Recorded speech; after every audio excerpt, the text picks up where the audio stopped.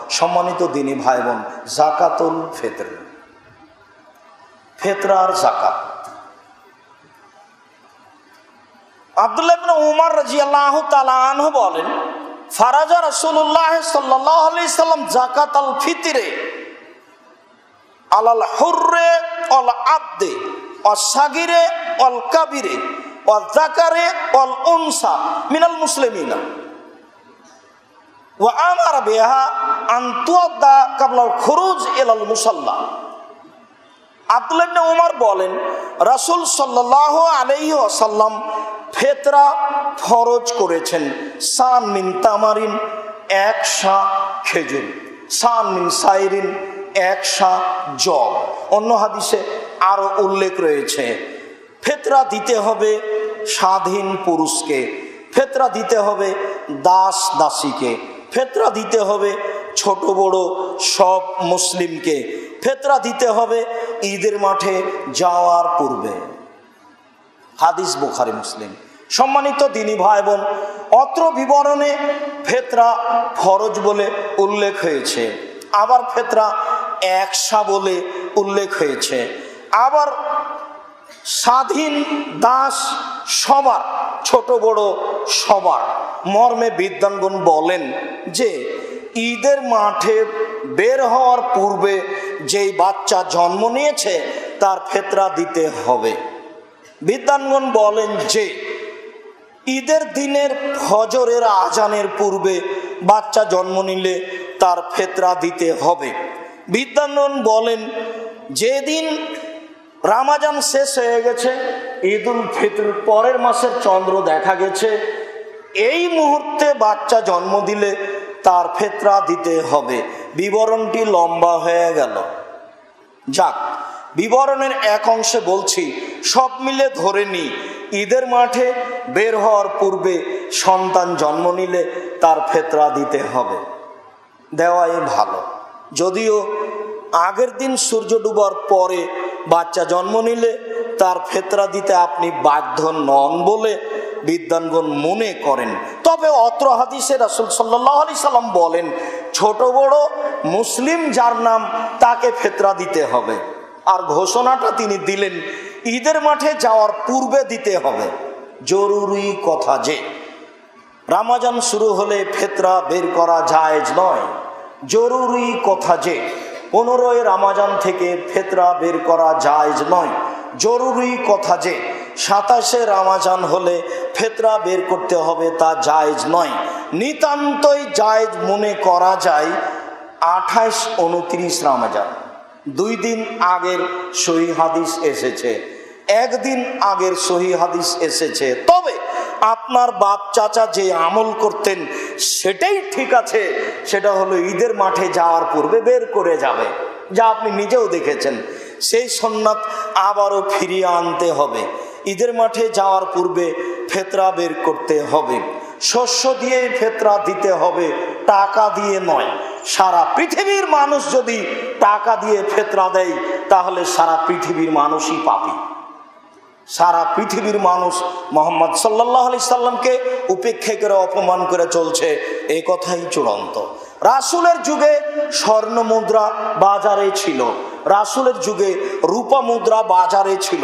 একটা গরু কিনলে রূপা মুদ্রা দিয়ে কিনা যেত, 1 কেজি খেজুর কিনলে স্বর্ণ মুদ্রা দিয়ে কিনা যেত, মুদ্রা ছিল। কিন্তু রাসূল সাল্লাল্লাহু আলাইহি সাল্লাম ফিতরা মুদ্রা ব্যবহার করেননি, তিনি ফিতরা শস্য ব্যবহার করেছেন।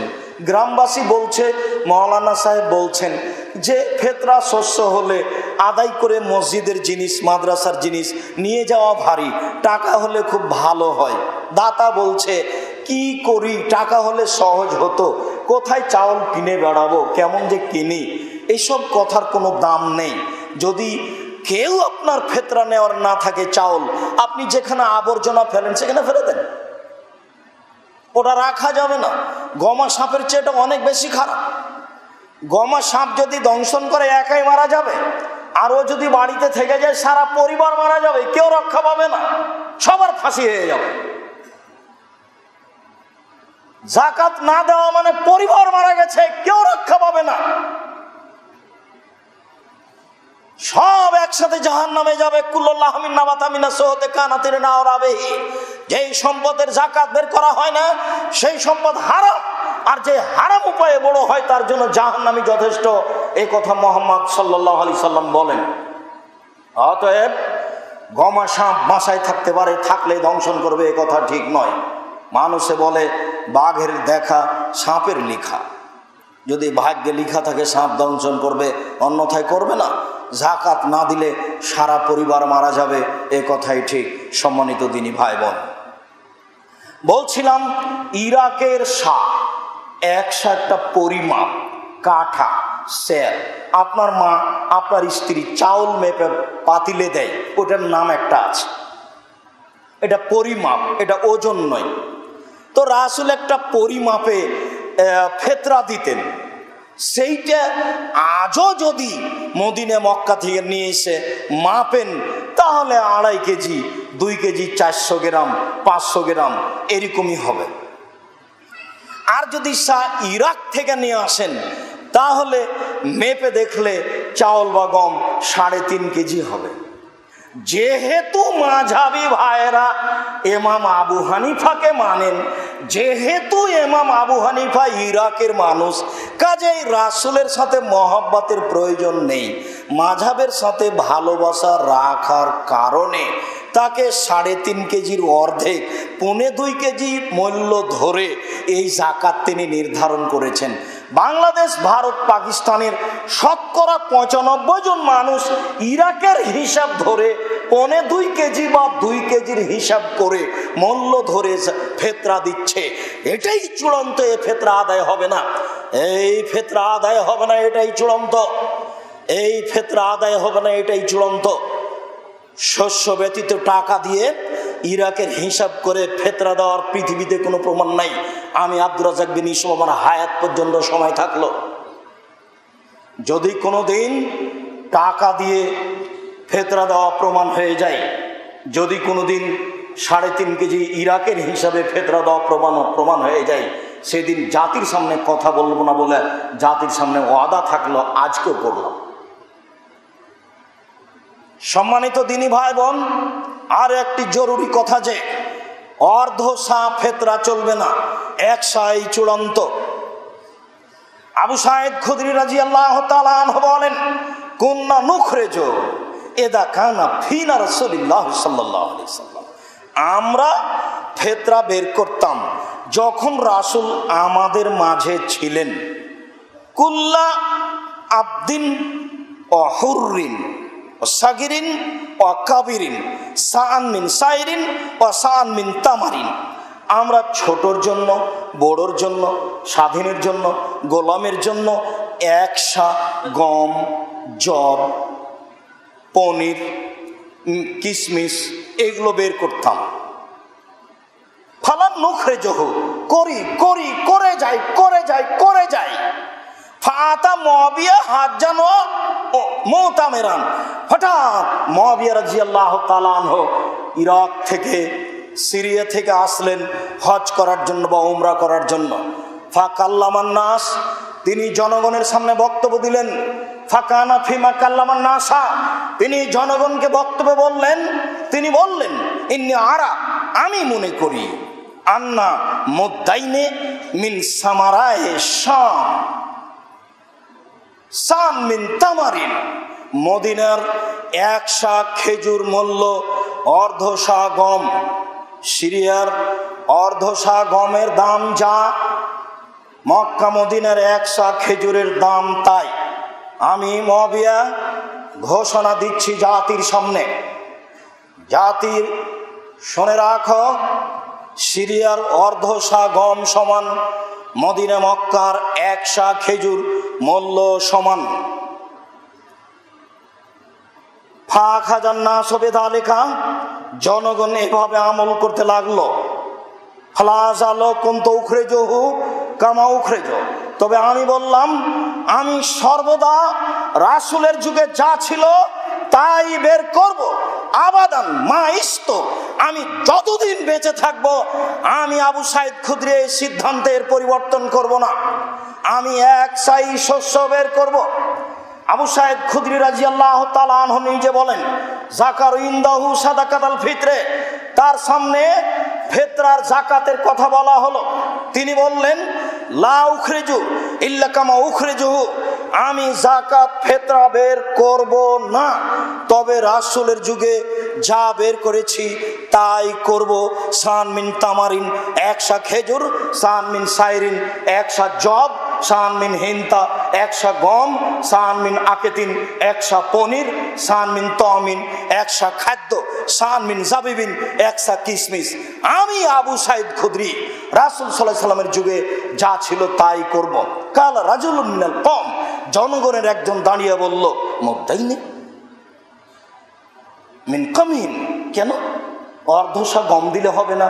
মুআবিয়ার বক্তব্য। তখন তিনি বলছেন, ফাতিলকা কিমাতু মুআবিয়া, আরে বলো কি, না হবে না, এটা না, লা এটা হবে না, এটা হচ্ছে মুআবিয়ার মূল্য হিসাব, এটা হচ্ছে মুআবিয়ার মূল্য হিসাব, এটা হচ্ছে মুআবিয়ার মূল্য হিসাব। লামাক বালোহা, আমি তা গ্রহণ করি না, ওলা মালোহা, আমি কিয়ামত পর্যন্ত, আমার মরা পর্যন্ত আমি কোনোদিন তা মানব না। জরুরি ঘোষণা। বাইহাকি, আবু সাইদ খুদরি রাদিয়াল্লাহু তাআলা আনহু কিয়ামত পর্যন্ত জাতির সামনে ঘোষণা দিয়ে গেলেন, ওটা মুআবিয়ার মূল্য হিসাব, আমি আবু সাইদ খুদরি তা মানব না, আমি তা গ্রহণ করব না। অতএব একশা শস্য দিতে হবে, এটাই চূড়ান্ত, অর্ধশা নয়। অতএব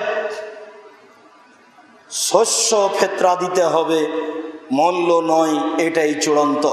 জাতিকে বিষয়টি বুঝে আমল করার জন্য অনুরোধ জানাচ্ছি। সম্মানিত দিনী ভাই বোন, আমরা আজকের যাকাতের আলোচনার পুনরাবৃত্তি।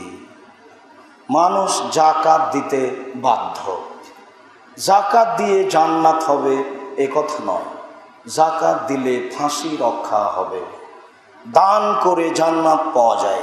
পৃথিবীতে সবচেয়ে শক্তিশালী ইবাদত হলো দান, যা আমি দিন রাত আপনাদের সামনে বলে আসছি। দানের চেয়ে শক্তিশালী ইবাদত পৃথিবীতে নেই, যার জন্য রাসূল সাল্লাল্লাহু আলাইহি ওয়াসাল্লাম সবাইকে দান করতে বলেছেন। রাসূল সাল্লাল্লাহু আলাইহি ওয়াসাল্লাম রমজান মাসে পূর্ব দিকের বাতাসের চেয়ে বেশি দানশীল ছিলেন। পূর্ব দিকের বাতাস প্রবাহিত হলে সব কিছু তরুতাজা হয়, ঘাসপালা কালো হয়ে যায়, তরুতাজা হয়। পশ্চিম দিক থেকে বাতাস প্রবাহিত হলে বাড়িঘর ভেঙে যায়, সব ধ্বংস হয়ে যায়, লু হাওয়া বহে উত্তর দিক থেকে বাতাস প্রবাহিত হলে। তবে পূর্ব দিক থেকে বাতাস প্রবাহিত হলে সব কিছু উপকার পায়। পূর্ব দিকের বাতাস যত উপকারী, আমি মুহাম্মদ সাল্লাল্লাহু আলাইহি ওয়াসাল্লাম রমজান মাসে তার চেয়ে বেশি দানে উপকারী মানুষের কাছে। ভ্যান চালককে দান করতে হবে রমজান মাস। সম্মানিত দিনী ভাই বোন, খুতবার শেষে এসে জরুরি কথা, তাড়াতাড়ি ইফতার করুন। আজানের পূর্ব মুহূর্তে সাহারি খান। সাহারি বরকতপূর্ণ জিনিস, কম খান। কয়েকদিন মাত্র আছে, রমজানকে মূল্যায়ন করার চেষ্টা করুন। বেশি বেশি তাসবিহ তাহলিল জিকির আজকার করুন, তেলাওয়াত করুন। রমজান আসলো তারপর পাপ ক্ষমা হলো না, এমন ব্যক্তি ধ্বংসাত্মক ব্যক্তি, ক্ষতিগ্রস্ত ব্যক্তি। তার নাক মাটিতে মিশে যাক, সে ভালো মানুষ নয়। রমজান পাওয়ার পরে পাপ মোচন করতে পারলো না মর্মে যথাযথভাবে রমজানকে মূল্যায়ন করি, যথাযথভাবে সম্ভবপর দান করার চেষ্টা করি, যথাযথভাবে যাকাত হিসাব করে দেওয়ার চেষ্টা করি। ফিতরা টাকা দিয়ে নয়, শস্য দিয়ে দিই। ফিতরা অর্ধশা নয়, একশা দিই, যা বিবরণে স্পষ্ট হলো।